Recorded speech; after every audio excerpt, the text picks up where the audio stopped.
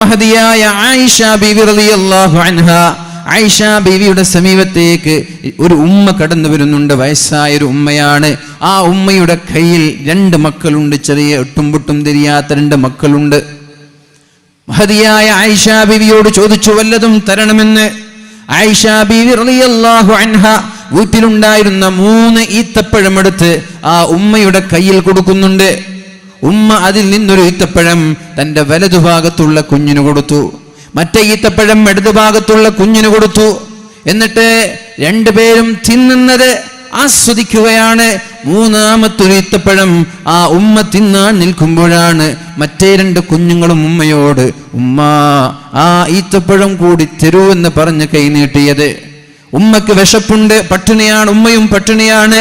പക്ഷേ തന്റെ 2 മക്കൾ വലതുഭാഗത്തു നിന്നും ഇടതുഭാഗത്തു നിന്നും ആ ഒരു ഭക്ഷണം തരുമോ എന്ന് ചോദിക്കുമ്പോൾ ഉമ്മയുടെ പട്ടിണി മറക്കുകയാണ്. അതോടുകൂടി ആ ഈത്തപ്പഴം 2 കഷ്ണമാക്കി, ഒരു കഷ്ണം ഒരു കുഞ്ഞിനും മറ്റേ കഷ്ണം മറ്റൊരു കുഞ്ഞിനും കൊടുക്കുകയുണ്ടായി. എന്നിട്ട് ഈ ഉമ്മ പട്ടിണി കിടക്കുകയാണ്. ഇത് കണ്ടപ്പോൾ മഹദിയായ ആയിഷ ബിവി റളിയല്ലാഹു അൻഹയുടെ മനസ്സ് വേദനിക്കുകയാണ്. അല്ലാഹുവിന്റെ ഹബീബ് സല്ലല്ലാഹു അലൈഹി വസല്ലമ തങ്ങൾ കടന്നു വന്നപ്പോൾ മഹദിയായ ആയിഷ ബിവി കാര്യം പറഞ്ഞു. നബിയെ, ഇങ്ങനൊരു ഉമ്മ വന്നത്, അവർക്ക് ഈത്തപ്പഴം കൊടുത്തത്, എന്നിട്ട് ആ ഉമ്മ സ്വന്തം കഴിക്കാതെ പട്ടിണി കിടന്നുകൊണ്ട് ആ ഭക്ഷണം ആ ഈത്തപ്പഴം 2 മക്കൾക്ക് കൊടുത്തത്.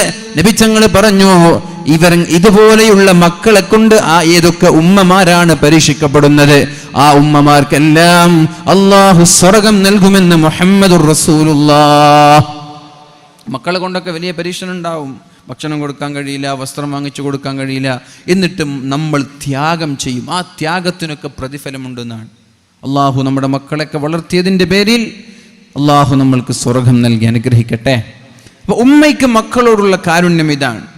എന്നാൽ ഇതിനേക്കാളും കാരുണ്യം അള്ളാഹുവിന് നമ്മളോടുണ്ട്. നാളെ മഹ്ശറാ ലോകത്ത് യൗമ യഫിറുൽ മർഉ മിൻ അഖീഹി വ ഉമ്മിഹി വ അബീഹി വ സാഹിബതിഹി വ ബനീ. ഉമ്മയ്ക്ക് മക്കളോട് സ്നേഹമുണ്ട്. പക്ഷേ മഹ്ശറാ ലോകത്ത് ആ സ്നേഹം പ്രകടിപ്പിക്കാൻ ഉമ്മയ്ക്ക് കഴിയില്ല. മുഅ്മിനീങ്ങളെ, ഉപ്പയ്ക്ക് കഴിയില്ല, മക്കൾക്ക് കഴിയില്ല, ഭാര്യയ്ക്ക് കഴിയില്ല, ഭർത്താവിന് കഴിയില്ല. പക്ഷേ ആ സമയത്ത് നമ്മുടെ കൂടെ നിൽക്കുന്നത് ഒരേ ഒരാളാണ്. അശ്ശഫാഅത ഹബ്ലനാ ഫിൽ ഖിയാമത്തി മുഷ്ഫിഖാ വഹ്ലനാ ഇല്ലാഅ സയ്യിദി ഖൈറൻ നബി.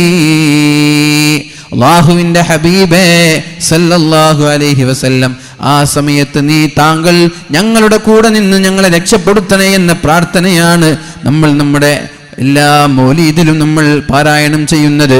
അള്ളാഹുവിന്റെ ഹബീബിന്റെ ശഫാഅത്ത് ലഭിക്കുന്ന മുത്തഖീങ്ങളിൽ അള്ളാഹു നമ്മെ ഉൾപ്പെടുത്തട്ടെ. അപ്പൊ അതാണ് സൂറത്ത് തൗബയിൽ അവസാനത്തെ ആയത്ത് പറയുന്നത്.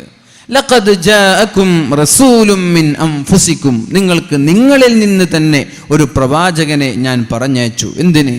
അസീസുൻ അലൈഹി മാ അനിത്തും, നിങ്ങൾക്കൊരു പ്രയാസമുണ്ടാകുന്നത് അള്ളാഹുവിന്റെ ഹബീബിനും പ്രയാസമാണ്. നമ്മുടെ വേദന നമ്മളെക്കാളും അനുഭവിച്ചത് പരിശുദ്ധ റസൂലുള്ളാഹി സല്ലല്ലാഹു അലൈഹി വസല്ലമ തങ്ങളാണ്. എന്നാൽ ഹദീസുൻ അലൈക്കും ബിൽ മുഅ്മിനീന റഊഫുർ റഹീം, നിങ്ങളുടെ വിഷയത്തിൽ മുഅ്മിനീങ്ങളായ സത്യവിശ്വാസികളുടെ വിഷയത്തിൽ ഒരുപാട് താല്പര്യമുള്ള ആളാണ് അള്ളാഹുവിന്റെ ഹബീബ്. നമ്മുടെ നന്മയാണ് ആഗ്രഹിക്കുന്നത്, നമ്മുടെ വിജയമാണ് ആഗ്രഹിക്കുന്നത്. നമ്മോട് കാരുണ്യവും നമ്മോട് വളരെ സ്നേഹവുമുള്ളൊരു പ്രവാചകനെയാണ് നിങ്ങൾക്ക് ഞാൻ പറഞ്ഞയച്ചത് എന്ന് അള്ളാഹുവിന്റെ ഹബീബ് സല്ലല്ലാഹു അലൈഹി വസല്ലമ തങ്ങളെ കുറിച്ച് അള്ളാഹു പരിശുദ്ധ ഖുർആനിൽ പഠിപ്പിക്കുന്നുണ്ട്. ഇനി നബി തങ്ങളുടെ ഒരു പ്രാർത്ഥന. നബി തങ്ങൾ ഉമ്മത്തിനു വേണ്ടി എല്ലാ നിസ്കാരത്തിലും ഒരു ദുആ ചെയ്തിട്ടുണ്ടെന്നാണ്. എല്ലാ നിസ്കാരത്തിലും. നമ്മൾ എന്തിനാണ് നബി തങ്ങൾക്ക് സ്വലാത്ത് ചൊല്ലുന്നത്? പരിശുദ്ധ റസൂലുള്ളാഹി സ്വല്ലല്ലാഹു അലൈഹി വസല്ലമ തങ്ങൾ പറഞ്ഞു, നാളെ മഹ്ശറാ ലോകത്ത് എന്നോട് ഏറ്റവും അടുത്തവൻ എനിക്ക് വേണ്ടി സ്വലാത്ത് ചൊല്ലിയവരാണ്. എന്നോട് ഏറ്റവും അടുത്തവൻ, എൻ്റെ കൂടെ ഇന്ന ഔലന്നാസി ബി യൗമൽ ഖിയാമ, ഖിയാമത്ത് നാളിൽ ഞാനുമായി ഏറ്റവും ബന്ധപ്പെട്ട് കിടക്കുന്നവൻ, എൻ്റെ ശഫാഅത്തിന് അർഹരാകുന്ന ആളുകൾ എനിക്ക് വേണ്ടി ഏറ്റവും കൂടുതൽ സ്വലാത്ത് ചൊല്ലുന്നവരാണ് എന്ന് മുഹമ്മദുർ റസൂലുള്ളാഹി സ്വല്ലല്ലാഹു അലൈഹി വസല്ലം. അപ്പം നബിത്തങ്ങൾക്ക് ഈ സ്വലാത്ത് ചൊല്ലിയത് കൊണ്ട് നബിത്തങ്ങൾക്ക് ഒന്നും കിട്ടാനില്ല, അല്ലേ? അങ്ങനെ തന്നെയല്ലേ? നമ്മൾ സ്വലാത്ത് ചൊല്ലിയത് കൊണ്ട് നബിത്തങ്ങളുടെ മഹത്വം ഇനി വർദ്ധിക്കാനുണ്ടോ? ഉണ്ടോ? നബിത്തങ്ങൾ അള്ളാഹുവിൻ്റെ ഉന്നതമായ ദറജ ഓൾറെഡി അള്ളാഹുവിൻ്റെ ഹബീബിന് കിട്ടിക്കഴിഞ്ഞു. പിന്നെ ഈ സ്വലാത്തിൻ്റെ പിന്നിലുള്ള യുക്തി എന്താണ്? നബിത്തങ്ങൾക്ക് വേണ്ടി പ്രാർത്ഥിക്കുമ്പോൾ അള്ളാഹു നമ്മെ ഇഷ്ടപ്പെടും, അള്ളാഹു നമ്മെ സ്നേഹിക്കും. നബിത്തങ്ങൾക്ക് നമ്മുടെ സ്വലാത്ത് കൊണ്ടൊന്നും കിട്ടാനില്ല. അള്ളാഹു ഇഷ്ടപ്പെട്ട ഒരാളാണ് അള്ളാഹുവിൻ്റെ ഹബീബ് സല്ലല്ലാഹു അലൈഹി വസല്ലം. അള്ളാഹു ഇഷ്ടപ്പെട്ട ഒരാളെ നമ്മൾ ആ വ്യക്തിക്ക് വേണ്ടി പ്രാർത്ഥിക്കുമ്പോൾ അള്ളാഹു നമ്മയും സ്നേഹിക്കും. അപ്പൊ അള്ളാഹുവിൻ്റെ സ്നേഹം നമ്മൾക്ക് ലഭിക്കാൻ വേണ്ടിയാണ് നബിത്തങ്ങൾ സ്വലാത്ത് വർദ്ധിപ്പിക്കാൻ പറഞ്ഞത്. നബിത്തങ്ങൾക്ക് കാര്യമുണ്ടായിട്ടല്ല, ഉമ്മത്തിന് കാര്യമുണ്ടായിട്ടാണ്. നമ്മുടെ കാര്യലാഭമാണ് ഈ സ്വലാത്ത് എന്ന് പറയുന്നത്, നമ്മുടെ കാര്യലാഭമാണ്. നബിത്തങ്ങൾ പറയാണ്, എനിക്ക് വേണ്ടി നിങ്ങൾ ഏറ്റവും കൂടുതൽ സ്വലാത്ത് ചൊല്ലിയാൽ. നബിത്തങ്ങൾ വരുന്ന സദസ്സിലേക്ക് സ്വഹാബാക്കൾ എണീറ്റ് നിൽക്കുന്ന സമയത്ത് നബിത്തങ്ങൾ അതുപോലും ഇഷ്ടപ്പെട്ടിരുന്നില്ല എന്നാണ്. നബിത്തങ്ങൾ വരുമ്പോൾ, ആലിമ്യങ്ങൾ വരുമ്പോൾ എന്ത് ചെയ്യും? നമ്മൾ എണീറ്റ് നിൽക്കും. പക്ഷെ നബിത്തങ്ങൾക്ക് അത് ഇഷ്ടമായിരുന്നില്ല എന്നാണ്. നബിത്തങ്ങൾ അതിനെ പ്രോത്സാഹിപ്പിച്ചിട്ടില്ല എന്ന് വെച്ച് സ്വഹാബാക്കൾ എണീറ്റ് നിന്നിട്ടില്ല എന്നല്ല, അവർ എണീറ്റ് നിന്നിട്ടുണ്ട്. അപ്പൊ ഇങ്ങനെ ഉമ്മത്തിനോട് ഇത്രയും മയത്തോടെ പെരുമാറിയ നബിത്തങ്ങൾ നമ്മോട് സ്വലാത്ത് ഒരുപാട് വർദ്ധിപ്പിക്കണമെന്ന് പറഞ്ഞത് നബിത്തങ്ങൾക്ക് കാര്യലാഭമുണ്ടായിട്ടല്ല, അത് നമ്മുടെ കാര്യലാഭമാണ്. എന്താണ് അതുകൊണ്ട് നമ്മൾക്ക് നേട്ടം? അള്ളാഹുവിൻ്റെ ഇഷ്ടക്കാരനായി മാറാൻ നമ്മൾക്ക് സാധിക്കും. അള്ളാഹു തൗഫീഖ് ചെയ്യട്ടെ. ആയിഷ ബീവി റളിയല്ലാഹു അൻഹ അള്ളാഹുവിൻ്റെ ഹബീബ് സല്ലല്ലാഹു അലൈഹി വസല്ലമ തങ്ങളുടെ പ്രസന്നമായ മുഖം കണ്ടപ്പോൾ ഒരു കാര്യം ആവശ്യപ്പെടാണ്. നമ്മുടെയൊക്കെ ഭാര്യമാർ അങ്ങനെയാണ്, അല്ലേ? നല്ലൊരു സന്തോഷമുള്ള സമയം കാണുമ്പോൾ ഭാര്യമാർ പതുക്കെ വന്നിട്ട് എനിക്ക് അത് വാങ്ങിച്ചു തരുമോ, ഇത് വാങ്ങിച്ചിട്ട് തരുമോ എന്നൊക്കെ ചോദിക്കും. നല്ല ദേഷ്യമുള്ള സമയമാണ്, അങ്ങനെ ഉണ്ടാവില്ല, നല്ല ചുടിച്ചു നിൽക്കുന്ന സമയത്ത് പ്രത്യേകിച്ചിട്ടൊന്നും വാങ്ങിച്ചു തരാൻ പറയൂല, കാരണം ഒന്നും കിട്ടൂല എന്ന് ഉറപ്പാണ്.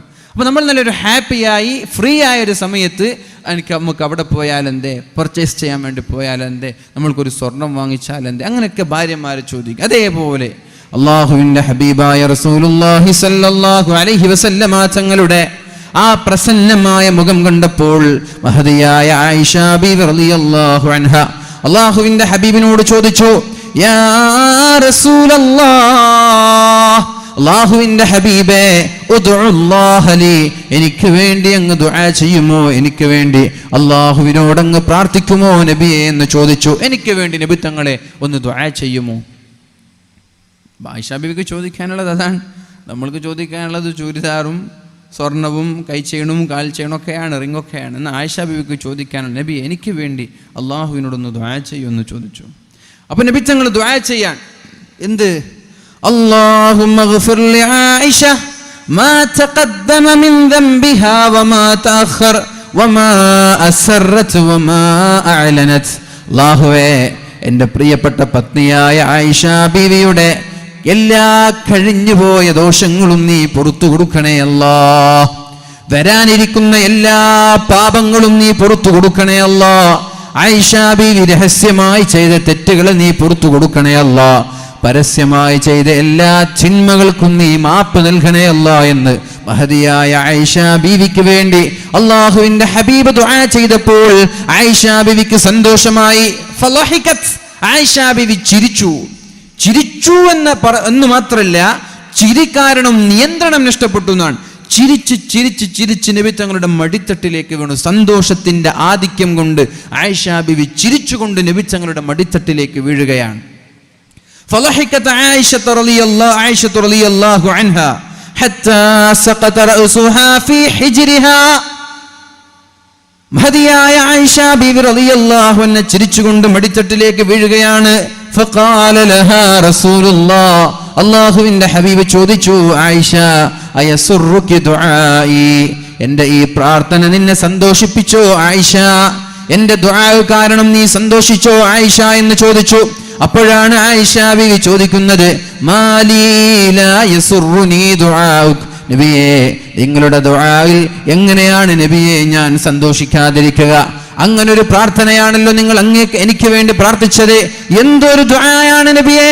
കഴിഞ്ഞുപോയത്, വരാനിരിക്കുന്നത്, രഹസ്യമായി ചെയ്തത്, പരസ്യമായി ചെയ്തത്, ഇതെല്ലാം പുറത്തു തരണമെന്ന് നിങ്ങൾ ദുആ ചെയ്താൽ ഞാൻ മരണപ്പെടുന്ന സമയത്ത് ഒരു ദോഷമെങ്കിലും എനിക്ക് ബാക്കിയുണ്ടാകുമോ നബിയേ? എന്തൊരു ദുആയാണത്! എങ്ങനെ ഞാൻ സന്തോഷിക്കാതിരിക്കും? അപ്പോഴാണ് മുഹമ്മദുർ റസൂലുള്ളാഹി സല്ലല്ലാഹു അലൈഹി വസല്ലമ തങ്ങൾ പറഞ്ഞത്, ആയിഷ ആയിഷ, എന്നാൽ നീ കേട്ടോ, വല്ലാഹി ഇന്നഹാ ലദഅവതി ലിഉമ്മതി ഫീ കുല്ലി സ്വലാഹ്. ആയിഷ ബീവി, വല്ലാഹി, അല്ലാഹുവാണ് സത്യം, ഇതാണ് ഞാൻ എൻ്റെ ഉമ്മത്തിന് വേണ്ടി, എൻ്റെ സമുദായത്തിന് വേണ്ടി, എൻ്റെ ശേഷം വരുന്ന മുസ്ലിമീങ്ങൾക്ക് വേണ്ടി എല്ലാ നിസ്കാരത്തിലും ഞാൻ ഇതേ ഒരു ദുആ ചെയ്യുന്നുണ്ട് എന്ന് മുഹമ്മദുർ റസൂലുള്ളാഹി സ്വല്ലല്ലാഹു അലൈഹി വസല്ലം നമ്മൾക്ക് വേണ്ടി, ഇവിടെ കൂടിയിരിക്കുന്ന നമ്മൾക്കൊക്കെ വേണ്ടി അള്ളാഹുവിൻ്റെ ഹബീബ് ദുആ ചെയ്യുന്നുണ്ട്. ഇൻഷാ അല്ലാഹ് അതുകൊണ്ട് നമ്മൾക്ക് നാളെ രക്ഷപ്പെടുമെന്ന് പ്രതീക്ഷിക്കാം. സ്നേഹം അമലിനേക്കാളും പ്രധാനമാണ്. അത് നമ്മൾ മനസ്സിലാക്കണം. അമല് കൊണ്ട് രക്ഷപ്പെട്ടുകൊള്ളണമെന്നില്ല, പക്ഷെ സ്നേഹം കൊണ്ട് നമ്മൾ രക്ഷപ്പെടും.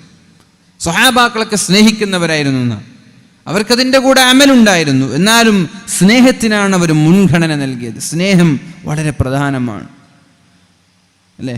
അമലൊന്നുമില്ല എന്ന് വിചാരിക്കും. നിങ്ങൾ ആരും അമല് ചെയ്തില്ല, അങ്ങനെ വിചാരിക്കുക, അങ്ങനെ സങ്കല്പിക്കുക. അമലൊന്നും നമ്മുടെ കയ്യിലില്ല, പക്ഷെ നമ്മൾ നബിതങ്ങളെ ആത്മാർത്ഥമായി നമ്മൾ സ്നേഹിച്ചു.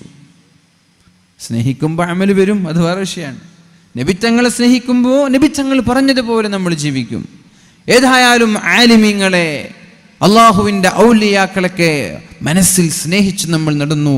ആ സ്നേഹം കൊണ്ട് നമ്മൾക്ക് നാളെ രക്ഷപ്പെടാൻ കഴിയുമെന്നാണ്.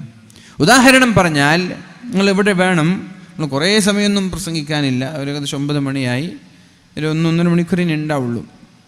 ഉദാഹരണം ഞാൻ ചോദിക്കുകയാണ്, മദീനയിൽ വെച്ച് നിസ്കരിക്കലാണോ അല്ല മക്കയിൽ വെച്ച് നിസ്കരിക്കലാണോ ഏറ്റവും പുണ്യമുള്ള അമൽ, ഏറ്റവും പ്രതിഫലമുള്ള അമൽ, ഏറ്റവും കൂടുതൽ കൂലി പ്രതിഫലം എവിടെ വെച്ച് നിസ്കരിച്ചല്ല? മദീന പള്ളിയിലാണോ, മസ്ജിദുൽ നബവിയിലാണോ, മസ്ജിദുൽ ഹറമിലാണോ? എവിടെയാണ്? മദീനയിലാ? മക്കയിലാ? എവിടെയാണ്? മക്കയിലാണ്, അല്ലേ? ഒരു റക്അത്തിന് 10 ലക്ഷം പ്രതിഫലമാണ്. ലക്ഷമെന്ന അഭിപ്രായമുണ്ട്, 10 ലക്ഷം എന്ന അഭിപ്രായമുണ്ട്. മദീനയിൽ 1000 റക്അത്തിന്റെ പ്രതിഫലമാണ്. മക്കയും മദീനയും തമ്മിൽ നമ്മൾ കമ്പയർ ചെയ്യുമ്പോൾ ഏത് നാടാണ് ഏറ്റവും ഉത്തമമെന്ന് ചർച്ച പണ്ഡിതന്മാർ ആലിമീങ്ങൾക്കിടയിലുണ്ട്. മദീനയാണ് ഏറ്റവും നല്ല സ്ഥലം എന്ന് പറയുന്നവരുണ്ട്. അല്ല, മദീനയിൽ അള്ളാഹുവിൻ്റെ ഹബീബ് അന്ത്യവിശ്രമം കൊള്ളുന്ന റൗളയാണ്. മദീനയും മക്കയും കമ്പയർ ചെയ്താൽ മക്കയാണ്, പക്ഷെ ലോകത്തെ ഏറ്റവും നല്ല സ്ഥലം, മണ്ണ്, അത് ഹബീബ് അന്ത്യവിശ്രമം കൊള്ളുന്ന മണ്ണാണ് എന്ന് ആലിമീങ്ങൾ ചർച്ച ചെയ്തിട്ടുണ്ട്. അമല് വെച്ച് നോക്കുകയാണെങ്കിൽ മക്കയാണ്, സ്നേഹം വെച്ച് നോക്കുകയാണെങ്കിൽ മദീനയാണ്. ഇതൊരു ക്ലോസ്ഡ് ഓഡിറ്റോറിയം ആയതുകൊണ്ട് നമ്മൾക്ക് ഇങ്ങനെ ഒരു ക്ലാസ് സ്റ്റൈലിൽ പ്രസംഗിക്കൽ ഏറ്റവും നല്ലത്. ഇങ്ങനെ ചറപറാന്ന് പോയിട്ടുള്ള കാര്യമൊന്നുമില്ല, അല്ലേ? അങ്ങനെ തന്നെ നല്ലത്. നിങ്ങൾക്ക് ഉറക്കം വരുന്നുണ്ട് മാത്രം പറഞ്ഞാൽ മതി. ഇത് ഏറ്റവും സൗകര്യമാണ്. ഇത്തരം സദസ്സുകൾ മറ്റേ നമ്മുടെ റോഡ് സൈഡിലുള്ള സദസ്സിനേക്കാളൊക്കെ ഏറ്റവും പുണ്യം ഇതാണ്. ഇൻഷാ അല്ലാഹ്, അല്ലാഹു ഖൈറാക്കട്ടെ. മദീനയാണോ മക്കയാണോ ഏറ്റവും നല്ലതെന്ന് ചോദിച്ചാൽ അമല് വെച്ച് നോക്കുമ്പോൾ മക്കയാണ്. കാരണം ഒരു റക്അത്തിന് 10 ലക്ഷം റക്അത്തിന്റെ പ്രതിഫലം മക്കയിലുണ്ട്. പിന്നെയോ മക്കയിൽ വേറെന്താ ഉള്ളത്? കഅബയുണ്ട്. കഅബയെ നോക്കിയിരിക്കൽ പുണ്യമാണ്. കഅബയെ നോക്കിയിരിക്കൽ പുണ്യമാണ്. മക്കയിലുണ്ടെങ്കിൽ ത്വവാഫ് ചെയ്യാം. നമ്മൾക്ക് ത്വവാഫ് ചെയ്താൽ അതിനുള്ള പ്രതിഫലം എന്താ? അള്ളാഹുവിന് വേണ്ടി 7 ത്വവാഫ് ചെയ്യാണ്, കഅബയുടെ ചുറ്റും നമ്മൾ ചുറ്റാണ്, അതിന് പ്രതിഫലമുണ്ട്. നമ്മുടെ പാപങ്ങൾ പൊറുക്കപ്പെടും. ഉംറ ചെയ്യാം. ആയിഷ പള്ളിയിൽ പോയി ഇഹ്റാം കെട്ടി ഉംറ ചെയ്യാം. ഒരു ഉംറ മുതൽ അടുത്ത ഉംറ വരെയുള്ള സമയം നമ്മൾ ചെയ്യുന്ന തെറ്റുകൾ അള്ളാഹു പുറത്തു തരുമെന്നാണ്. അഥവാ നമ്മൾ ഈ വർഷം ഒരു ഉംറ ചെയ്തു, അടുത്ത വർഷം വീണ്ടും പോയി നമ്മൾ ഉംറ ചെയ്യാൻ. അപ്പോൾ ഈ വർഷത്തിൻ്റെയും ആ അടുത്ത വർഷം ചെയ്യുന്ന ആ ഒരു വർഷക്കാലയളവിൽ നമ്മളിൽ നിന്നുണ്ടാകുന്ന ചെറിയ ചെറിയ ദോഷങ്ങളൊക്കെ തൗബയുടെ ആവശ്യം പോലുമില്ലാതെ അള്ളാഹു നമ്മൾക്ക് പുറത്തു തരുമെന്നാണ്. ഉംറയുണ്ട്, ഹജ്ജുണ്ട്, മഖാമു ഇബ്രാഹിം ഉണ്ട്, അതേപോലെ ഹജറുൽ അസ്വദ് ഉണ്ട്, ദുആഇൻ ഇജാബത്തുള്ള സ്വർണ്ണ പാത്തിയുണ്ട്, മുൽത്തസമുണ്ട്, കഅബയുടെ വാതിലുണ്ട്, റുക്നുൽ യമാനിയുണ്ട്, നമ്മുടെ സംസം വെള്ളം നിലനിൽക്കുന്ന സ്ഥലമുണ്ട്. ചുരുക്കി പറഞ്ഞാൽ ഹിജ്ർ ഇസ്മായിലുണ്ട്. ചുരുക്കി പറഞ്ഞാൽ നന്മയുടെ കേന്ദ്രമാണ് മക്ക എന്ന് പറയുന്നത്. എന്നാൽ നമ്മളൊക്കെ ആഗ്രഹിക്കുന്നത് മക്കയിൽ നിൽക്കാനല്ല, മദീനയിൽ നിൽക്കാനാണ്, അല്ലേ? നമ്മളൊക്കെ മരണപ്പെടാൻ ആഗ്രഹിക്കുന്നത് എവിടെ? മദീനയിൽ. നമ്മളൊക്കെ ഒരുപാട് കാലം അവിടെ വീടെടുത്ത് താമസിക്കണമെന്ന് ആഗ്രഹിക്കുന്നത് എവിടെ? മദീനയിൽ. എന്തുകൊണ്ട്? അത് സ്നേഹമാണ്. ഇത് സ്വഹാബാക്കളുടെ പാതയാണ്, ഇത് സ്വഹാബാക്കളുടെ വഴിയാണ്. ഉദാഹരണം നമ്മൾക്ക് നോക്കാം. പരിശുദ്ധ റസൂലുള്ളാഹി സല്ലല്ലാഹു അലൈഹി വസല്ലമ തങ്ങൾ അല്ലാഹു തആല ദഅവത്തിന് വേണ്ടി നിയോഗിക്കുന്നത് 40-ാമത്തെ വയസ്സിലാണ്. ദഅവത്തിന് വേണ്ടി അല്ലാഹു നിയോഗിക്കുന്നത് 40 വയസ്സായപ്പോഴാണ് നബി തങ്ങൾ പ്രബോധനവുമായി കടന്നു വന്നത്. പർവ്വതത്തിന്റെ മുകളിൽ കയറി നബി തങ്ങൾ ചോദിച്ച ചോദ്യം നമ്മൾക്കറിയാം. ഈ പർവ്വതത്തിന്റെ പിന്നാലെ ഒരു സൈന്യം നിങ്ങളെ ആക്രമിക്കാൻ വരുന്നു എന്ന് ഞാൻ പറഞ്ഞാൽ നിങ്ങൾ വിശ്വസിക്കുമോ ഇല്ലയോ? അവർ പറഞ്ഞ മറുപടി, ഞങ്ങൾ വിശ്വസിക്കുമെന്ന് ഉറപ്പല്ല നബിയെ. ഇന്നേ വരെ നിങ്ങളുടെ ജീവിതത്തിൽ ഒരു നുണ നിങ്ങൾ പറഞ്ഞിട്ടില്ല. ഷുവർ, നിങ്ങളെ കൊണ്ട് ഞങ്ങൾ വിശ്വസിക്കും. അപ്പോഴാണ് അള്ളാഹുവിന്റെ ഹബീബ് പറഞ്ഞത്, അല്ലാഹുവല്ലാതെ മറ്റൊരു ഇലാഹില്ല, ഞാൻ അള്ളാഹുവിന്റെ ദൂതനാണ് എന്ന് നിങ്ങൾ വിശ്വസിക്കണം. ഇത് പറയുമ്പോഴല്ലയോ മക്കക്കാരായ മുശ്രിക്കീങ്ങൾക്ക് അള്ളാഹുവിന്റെ ഹബീബിനോട് ശത്രുത തുടങ്ങിയത്. ഈ ലാ ഇലാഹ ഇല്ലല്ലാഹ് മുഹമ്മദുർ റസൂലുള്ളാഹ് എന്ന് പറഞ്ഞതിന്റെ പേരിലല്ലയോ മഹാനായ ബിലാൽ തങ്ങളെ നഗ്നനാക്കി ചുട്ടുകൊഴുത്ത മരുഭൂമിയിലൂടെ വലിച്ചു കൊണ്ടുപോയി ശരീരത്തിലേക്ക് പാറക്കൂട്ടങ്ങൾ വലിച്ചിഴച്ചു വെച്ചത്. ദാഹിച്ചു വലയുന്ന ബിലാൽ തങ്ങളുടെ വായയിലേക്ക് മൂത്രമൊഴിച്ചു കൊടുത്തത്. ഈ ലാ ഇലാഹ ഇല്ലല്ലാഹ് മുഹമ്മദുർ റസൂലുള്ളാഹ് എന്ന് പറഞ്ഞതിന്റെ പേരിലല്ലയോ മഹാനായ ഖബ്ബാബ് തങ്ങളെ വലിയ ഒരു തീക്കുണ്ടാരമുണ്ടാക്കി തീക്കുണ്ടാരത്തിൽ മലർത്തി കിടത്തിയത്. അത് പോരാഞ്ഞിട്ട് നെഞ്ചത്തേക്ക് ചവിട്ടിയത്. ബോധം നഷ്ടപ്പെട്ടപ്പോൾ ആ തീക്കുണ്ടാരത്തിൽ നിന്നെടുത്ത് പുറത്തേക്ക് വലിച്ചെറിഞ്ഞത്. ഇതൊക്കെ ലാ ഇലാഹ ഇല്ലല്ലാഹ് മുഹമ്മദുർ റസൂലുള്ളാഹ് എന്ന് പറഞ്ഞതിന്റെ പേരിലല്ലയോ? ഇത് പറയുന്നത് വരെ അള്ളാഹുവിന്റെ ഹബീബിനെ അവർക്ക് ഇഷ്ടമായിരുന്നു. നബി തങ്ങൾ കളവ് പറയൂല എന്ന് ഉറപ്പായിരുന്നു. നബി തങ്ങൾ വിശ്വസ്തനാണെന്ന് അവർക്ക് ഉറപ്പായിരുന്നു, സത്യസന്ധനാണെന്ന് ഉറപ്പായിരുന്നു. പക്ഷേ സത്യം വിളിച്ചു പറഞ്ഞപ്പോഴേക്കും ചില ആളുകൾക്ക് ഇഷ്ടപ്പെട്ടില്ല. അത് ഇന്നും അങ്ങനെ തന്നെയാണ്. സത്യം വിളിച്ചു പറയുന്നത് ആർക്കും ഇഷ്ടമല്ല. ഇപ്പൊ സംഘടനയിലായാലും രാഷ്ട്രീയ പാർട്ടിയിലായാലും സത്യം വിളിച്ചു പറയുന്ന ആളുകൾ എവിടെയെങ്കിലും ഒരു മൂലക്ക് കൊണ്ടുപോയിരുത്തും. അതങ്ങനെ തന്നെയാണ്, അങ്ങനെ തന്നെയാണ്. സത്യം വിളിച്ചു പറയുന്ന ആളുകൾ എവിടെയെങ്കിലും മൂലക്ക് കൊണ്ടിട്ടിരുത്തും. വിളിച്ചു പറയുന്ന ആൾ, സത്യമായി പറയുന്ന ആളുകൾ പള്ളി കമ്മിറ്റിയിലായാലും അങ്ങനെ തന്നെ സത്യമൊക്കെ മൂടി വെച്ച് ബാലൻസ്ഡായി ഫ്ലെക്സിബിളായി ജീവിക്കുന്നതാണ് ഇന്നത്തെ കാലത്തെ യുക്തി, അല്ലേ? അങ്ങനല്ലേ? അല്ലേ? എന്തെങ്കിലും മിണ്ടാത്ത അങ്ങനെ തന്നെയാണ്. അങ്ങനെ അല്ല എന്ന് പറഞ്ഞാൽ അങ്ങനെ തന്നെയാണ്. എന്തെങ്കിലും ഒരു യാഥാർത്ഥ്യം സത്യം നമ്മൾ വിളിച്ചു പറഞ്ഞാൽ പിന്നെ സൈബർ പോരാളികളുടെ കൂട്ടമായ അക്രമമായിരിക്കും. എന്തെങ്കിലും ഒരു യാഥാർത്ഥ്യം വിളിച്ചു പറഞ്ഞാൽ സൈബർ പോരാളികളുണ്ട്, ലക്കും ലഖാനുമില്ലാത്ത കുറച്ച് സൈബർ പോരാളികൾ. അവരുടെ അറ്റാക്കിങ്, ആരെങ്കിലും ഒരാൾ എന്തെങ്കിലും ഒരു സത്യം വിളിച്ചു പറഞ്ഞാൽ ഒരുപാട് കാലം ഇവിടെ ജീവിക്കണം എന്ന് പറഞ്ഞിട്ട് ആരും ഭൂമിയിലേക്ക് വരുന്നില്ല. വരുന്നുണ്ടോ? നമ്മൾക്കൊക്കെ ഞാൻ 100 കൊല്ലം ജീവിക്കുമെന്ന് ടെൻഡർ എടുത്തിട്ടാണ് വരുന്നത്? അല്ല. ജീവിക്കുന്ന കാലത്ത് അന്തസ്സോടെ അഭിമാനത്തോടെ സത്യം പറഞ്ഞ് ജീവിക്കുക. ഇനിയിപ്പോൾ നാളെ മരിച്ചുപോയാൽ ഇങ്ങനൊരാൾ ജീവിച്ചു എന്ന് ലോകം ചർച്ച ചെയ്യും, അല്ലേ? ടിപ്പു സുൽത്താനൊക്കെ പറഞ്ഞതുപോലെ ഒരുപാട് കാലം ഒരു പൂച്ചയെ പോലെ ജീവിക്കുന്നതിനേക്കാളും നല്ലത് ഒരു ദിവസം ഒരു പുലിയായി ജീവിക്കലാണ്. പിന്നെ അത് അനുസ്മരിക്കപ്പെടും. ഞാൻ പറഞ്ഞു വരുന്നത്, സത്യം വിളിച്ചു പറയുന്നത് പലപ്പോഴും പലരെയും വേദനിപ്പിക്കാറുണ്ട്. പക്ഷെ അത് നമ്മൾ ശ്രദ്ധിക്കേണ്ട ആവശ്യമില്ല.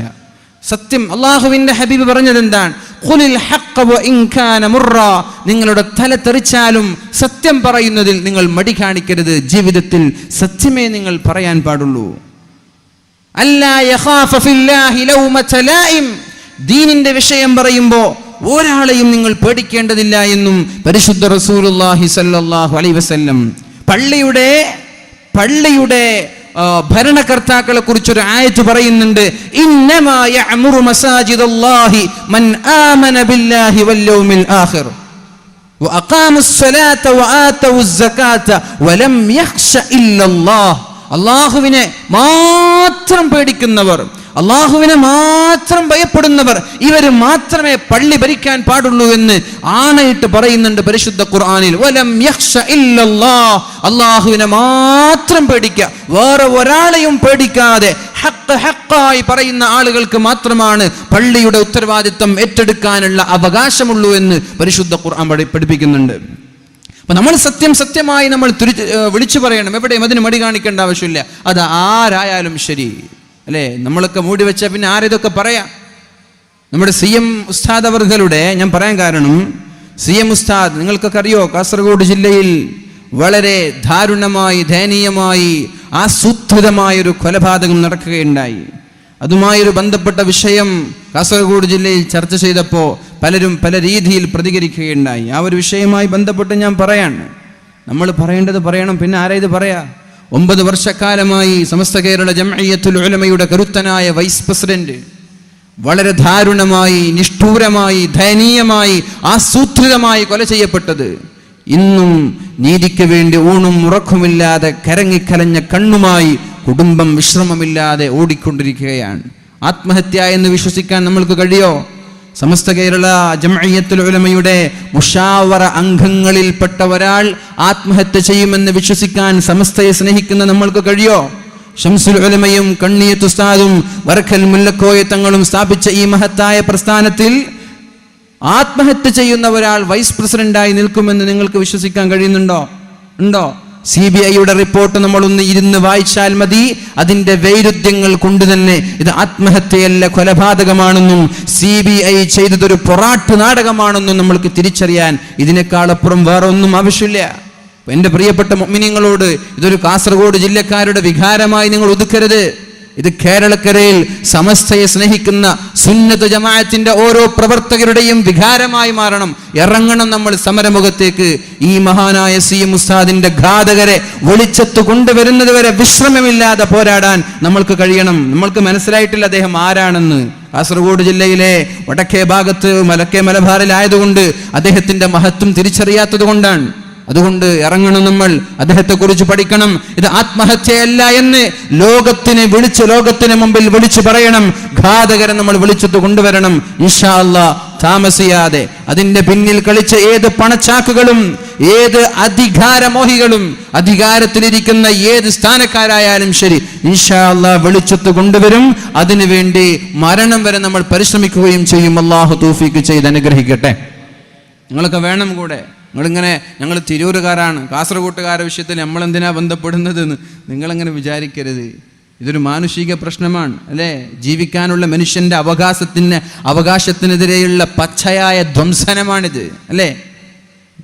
സമസ്തയുടെ വൈസ് പ്രസിഡന്റ് കൊല്ലപ്പെട്ടു എന്ന് പറഞ്ഞാൽ പിന്നെ നമ്മൾക്കൊക്കെ എന്ത് വിശ്വാസത്തിൽ നമ്മളൊക്കെ ജീവിക്കുക? സമസ്തയുടെ വൈസ് പ്രസിഡന്റ് കൊല്ലപ്പെട്ടിട്ട് ആത്മഹത്യയാണെന്ന് ചിത്രീകരിച്ചിട്ട് നമ്മളൊക്കെ എന്ത് ധൈര്യത്തിലേന് ജീവിക്കുക? അതുകൊണ്ട് ഇൻഷാ അല്ലാഹ് നിങ്ങൾക്ക് ഈ വിഷയം നെഞ്ചിലേറ്റുകയും നിങ്ങളുടെയൊക്കെ പൂർണ്ണമായ സപ്പോർട്ടും അതിനു വേണ്ടിയിട്ടുള്ള പ്രാർത്ഥനയും ഉണ്ടാവണമെന്ന് ഞാൻ സാന്ദർഭികമായി ഉണർത്തുകയാണ്. പരിശുദ്ധ റസൂലുള്ളാഹി സ്വല്ലല്ലാഹു അലൈഹി വസല്ലം, അല്ലാഹുവിന്റെ ഹബീബ് സ്വല്ലല്ലാഹു അലൈഹി വസല്ലം സത്യം വിളിച്ചു പറഞ്ഞപ്പോഴാണ് ജനങ്ങൾക്ക് കണ്ണിലെ കരടായി മാറിയത്. അതുവരെ കൃഷ്ണമണിയായിരുന്നു, നബിതങ്ങളെ വല്ലാത്ത സ്നേഹമായിരുന്നു. അതുവരെ നബിതങ്ങളെ, എന്തിനേറെ നബിതങ്ങൾക്ക് നബുവത്ത് കിട്ടുന്നതിന് മുമ്പ് കഅബയുടെ വിഷയം തർക്കത്തിൽ വരികയാണ്. കഅബയിൽ ഹജറുൽ അസ്വദ് ആരാണതിന്റെ സ്ഥലത്തേക്ക് മാറ്റിവെക്കുക എന്നൊരു ചർച്ചാ വിഷയം വന്നപ്പോൾ അവിടെ വലിയൊരു യുദ്ധത്തിന് കാരണമായി. വലിയൊരു പടക്കളം, വലിയൊരു യുദ്ധക്കളം ഉണ്ടാവാനുള്ള സാധ്യതയുണ്ടായി. ആ സമയത്ത് അവർ തീരുമാനിക്കാൻ ഏൽപ്പിച്ചത് പരിശുദ്ധ റസൂലുള്ളാഹി സ്വല്ലല്ലാഹു അലൈഹി വസല്ലമ തങ്ങളെയാണ്. അന്ന് നബിതങ്ങൾ പ്രവാചകനല്ല, നബിതങ്ങളുടെ വിശ്വസ്തത കണ്ട് അള്ളാഹുവിന്റെ ഹബീബിനെ ഏൽപ്പിച്ചതാണ്. ആ ഹബീബിനെയാണ് സത്യം തുറന്നു പറഞ്ഞപ്പോൾ അറ്റാക്ക് ചെയ്യാൻ ചില ആളുകൾ തയ്യാറായത്. അതേപോലെ സത്യം തുറന്നു പറയുന്നവർക്കെതിരെ ശബ്ദങ്ങൾ ഉണ്ടാവും, ഒതുക്കി നിർത്താൻ ശ്രമിക്കും, ഭീഷണികൾ ഉണ്ടാകും. അതൊന്നും നമ്മൾ മുഖവിലക്കെടുക്കേണ്ടതില്ല. ജീവിക്കുന്ന കാലം വരെ അന്തസ്സോടെ ജീവിക്കണം. അല്ലാഹു നമ്മൾക്ക് തൗഫീഖ് നൽകട്ടെ. പരിശുദ്ധ റസൂലുള്ളാഹി സ്വല്ലല്ലാഹു അലൈഹി വസല്ലമ തങ്ങൾ മക്കയിൽ 23 വർഷമാണ്, 10 വർഷമാണ് മക്കയിൽ പ്രബോധനം നടത്തിയത്. ആ 10 വർഷം അള്ളാഹുവിന്റെ ഹബീബും സ്വഹാബാക്കളും കഅബയിൽ പോയിട്ടുണ്ട്, നിസ്കരിച്ചിട്ടുണ്ട്, എല്ലാം ചെയ്തിട്ടുണ്ട്. പിന്നെയാണ് മക്കയിൽ നിന്ന് മദീനയിലേക്ക് പറഞ്ഞേക്കുന്നത്, മക്കയിൽ നിന്ന് മദീനയിലേക്ക് ആട്ടിയോടിക്കുന്നത്. മക്കയിൽ നിന്ന് മദീനയിലേക്ക് പോകുമ്പോ അള്ളാഹുവിന്റെ ഹബീബിന് വിഷമമുണ്ടായിരുന്നു. ഗൾഫ് നാട്ടിൽ നിന്ന് ഗൾഫിലേക്ക് പോകുമ്പോൾ നമ്മൾക്കുണ്ടാകുന്ന ഒരു വിഷമമുണ്ട്. നമ്മുടെ കണ്ണിൽ നിന്ന് ഇറ്റി വീഴാറുള്ള കണ്ണുനീർത്തുള്ളികൾ നമ്മുടെ നാടിനോട് നമ്മൾക്കുള്ള സ്നേഹമാണത്. അതേപോലെ അള്ളാഹുവിന്റെ ഹബീബ് മക്കയിൽ നിന്ന് മദീനയിലേക്ക് പോകുമ്പോൾ മക്കയിലേക്ക് തിരിഞ്ഞിട്ട് പറയുന്നുണ്ട്, അള്ളാഹുവേ, ഈ മക്കയെ എനിക്കിഷ്ടമാണ് റബ്ബേ, അതേപോലെ എനിക്ക് മദീനയോടും നീ സ്നേഹവും ഇഷ്ടവും തരണേ അല്ലാ. മക്കയെ ഞാൻ ഇഷ്ടപ്പെട്ടതുപോലെ മദീനയെ ഇഷ്ടപ്പെടാൻ നീ എനിക്ക് ആ ഒരു സ്നേഹം എന്റെ മനസ്സിലേക്ക് തരണേ എന്ന് ദുആ ചെയ്തിട്ടാണ് മദീനയിൽ പോകുന്നത്. പിന്നെ എന്തുണ്ടായി? 13 വർഷക്കാലം അള്ളാഹുവിന്റെ ഹബീബ് സല്ലല്ലാഹു അലൈഹി വസല്ലം മദീനയിൽ ദഅവത്ത് നടത്തുകയാണ്, മദീനയിൽ പ്രബോധനം നടത്തുകയാണ്, മദീനയിൽ ദഅവത്ത് നടത്തുകയാണ്, മദീനയിൽ പ്രബോധനം നടത്തുകയാണ്. അതുകൊണ്ട് അങ്ങനെ 13 വർഷം കാലം അള്ളാഹുവിന്റെ ഹബീബും മഹാന്മാരായ സ്വഹാബാക്കളും മദീനയിൽ നിൽക്കുന്നുണ്ട്. പിന്നെ മദീനയിലെത്തി ഒരു 7 വർഷം കഴിഞ്ഞപ്പോഴല്ലേ അള്ളാഹുവിന്റെ ഹബീബ് മക്കയിലേക്ക് തിരിച്ചു വരുന്നത്. എന്റെ വിഷയം ശ്രദ്ധിക്കണേ.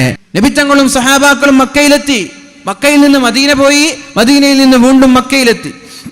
മക്കയിലാണ് കഅബയുള്ളത്. തവാഫ് ചെയ്യാം, ഉംറ ചെയ്യാം, ഹജ്ജ് ചെയ്യാം. ഹജ്ജ് എന്ന് പറഞ്ഞാൽ എന്താണ്? അൽ ഹജ്ജുൽ മബ്റൂർ ലൈസ ലഹു ജസാഉൻ ഇല്ലൽ ജന്നഹ്. സ്വീകാര്യമായ ഹജ്ജ് ഒരാൾ ചെയ്താൽ അള്ളാഹു അവർക്ക് നൽകാൻ പോകുന്നത് പരിപൂർണമായ പ്രതിഫലമാണ്, സ്വർഗമാണ് എന്ന് മുഹമ്മദുർ റസൂലുള്ളാഹ്. സ്വർഗമാണ് സ്വീകാര്യമായ ഹജ്ജിന്റെ പ്രതിഫലം, സ്വർഗമാണ്. അള്ളാഹു നമ്മൾക്ക് സ്വർഗം നൽകട്ടെ. ജീവിതത്തിൽ ഒരുപാട് തവണ ഹജ്ജും ഉംറയും ചെയ്യാൻ അള്ളാഹു തൗഫീഖ് ചെയ്യട്ടെ. അപ്പൊ നബി തങ്ങൾ 7 വർഷം കഴിഞ്ഞ് മക്കയിൽ തന്നെ നിൽക്കണമായിരുന്നു, അല്ലെ?